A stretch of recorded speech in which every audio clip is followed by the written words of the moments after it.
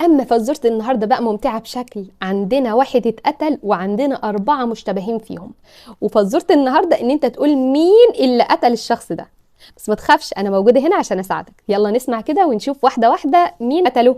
Oliver was attacked in his flat and taken to the hospital. أوليفر في حد هجم عليه جوه بيته وضربه واتنقل للمستشفى. There are 4 suspects, all of them Oliver's neighbors. وفي 4 مشتبهين وكلهم من الجيران بتوعه، كلهم جيرانه.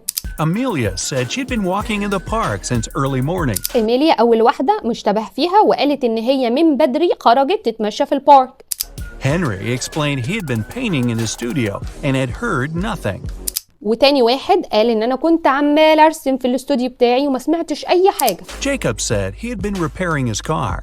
ورقم 3 جايكوب قال إن أنا كنت بصلح العربية. Sophia answered she'd been taking a bath for the past 3 hours.